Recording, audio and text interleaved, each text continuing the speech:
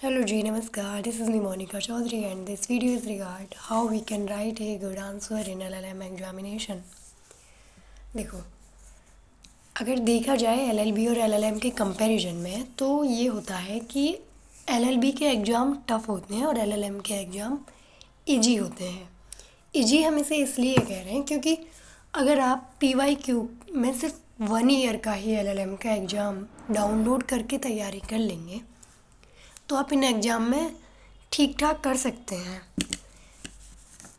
10 question होते हैं तो आप अगर PYQ के कोई भी 6 क्वेश्चन तैयार करके जाते हैं तो वी कैन होप कि हम 5 आंसर्स जो हमें लिखने होते हैं हम वो अच्छा लिख सकते हैं। इस बेस पे LLM ईजी होता है। उसके बाद भी हमें ये देखने को मिलता है कि LLB से ज़्यादा बैक LLM में लगती है क्योंकि ये मास्टर डिग्री है तो यहाँ पे आपकी छोटी छोटी मिस्टेक की वजह से यूनिवर्सिटी बैक लगा देती है और आगे भी आपको जाना होता है, प्रोफेसर बनेंगे तो छोटी छोटी चीज़ें ध्यान रखनी होती हैं।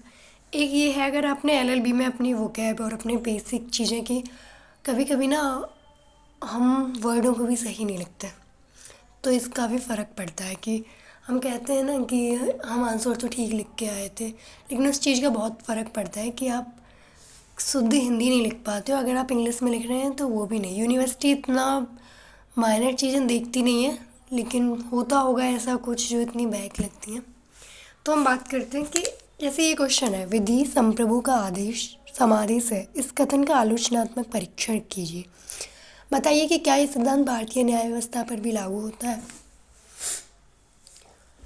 हमें जैसे हमें 5 क्वेश्चन अटैम्प्ट करने होते हैं ना, तो हमें 28 पेज की कॉपी होती है तो एक क्वेश्चन के लिए 5-6 पेज इतना करना होता है।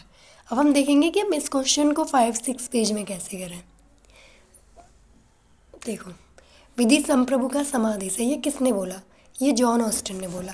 पहले आप ऑस्टिन की जो थ्योरी है वो वन पेज में डिक्लेयर करें और हाँ, कॉपी के ऊपर ऐसे लिखें, जब आप अपने आंसर कॉपी में स्टार्ट करें क्वेश्चंस ज़रूर लिखें। एक चीज़ ये ध्यान रखें, क्वेश्चन का सीरियल नंबर गलत ना हो, क्योंकि वो हमें जैसे 10 क्वेश्चन अटैम्प्ट करने हैं और आपने पहले क्वेश्चन 10 से ही अटैम्प्ट किया, फिर आप 7 पे गए, 8 पे, तो सीक्वेंस 1 2 3 4 का ना लिख के क्वेश्चन का ही लिखना है। ये भूल हो जाती है क्योंकि हमें वो काउंट करने होते हैं, तो इसलिए ये वाला जो छोटा वाला स्केल होता है ना, ये भी ज़रूर लेके जाया करें। एक तो साइड में लाइन के लिए, और अगर आप हेडिंग में लिखते हैं ना तो वो भी अच्छी दिखे।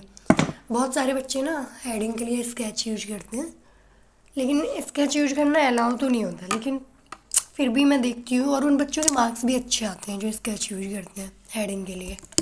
But I will not suggest, आप सिर्फ डार्क पेन का ही यूज करें।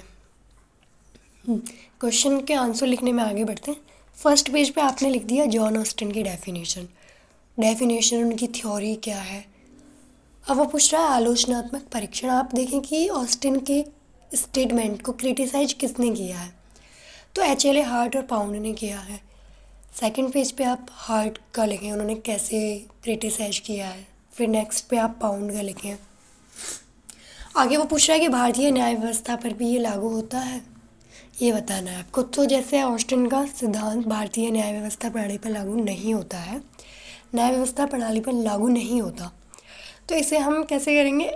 हम इसे थ्योरी बेस पे लिख देते हैं, लेकिन वो एक सही तरीका नहीं है। आप ऐसे पॉइंट बनाएं, भारतीय न्याय व्यवस्था प्रणाली पूरी तरह से लागू नहीं होता है, तो आप लिखें क्यों लागू नहीं होता, क्योंकि भारत में जन संप्रभुता है। ऐसे नहीं पॉइंट बना के ऐसे ख़त्म कर देना है। फिर वो 2-3 लाइन में लिखें इसके बारे में, संसदीय संप्रभुता इसके बारे में लिखें, न्यायिक समीक्षा के बारे में लिखें, संतुलन के बारे में। जो पूरा थ्योरी आपको लिखना है वो कॉन्क्लूजन में, जो कुछ पॉइंट होते हैं ना जो इसमें नहीं हम लिख पाते हैं, एक एज ए कॉन्क्लूजन हमें इसमें लिख देने हैं वो। ऐसे ही आपका आंसर कंप्लीट हो जाता है। एक चीज़ ये आती है कि हम लोग देखो, कुछ तो हैं जो डेडिकेट होकर बुक से ही पढ़ाई कर रहे होते हैं, बाकी सभी लोग मोस्टली लोग ना मॉडल देख लेते हैं एग्ज़ाम से पहले और उसी के थ्रू एग्ज़ाम जाते हैं। ये कभी ना सोचें कि हमें मॉडल पूरा पढ़ना होता है, वो मॉडल पूरा नहीं देखना होता।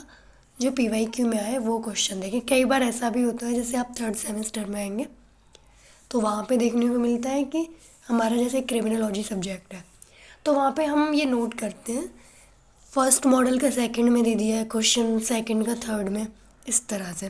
तो PYQ बहुत हेल्प करते हैं इस चीज़ को लेकर।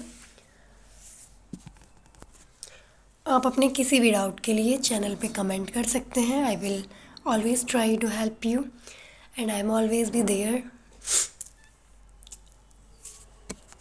Insta, WhatsApp, Facebook, social media का वाइजली यूज करें ताकि आपको परीक्षा पास करने में मदद करे, फेल होने में नहीं। Thank you, good luck.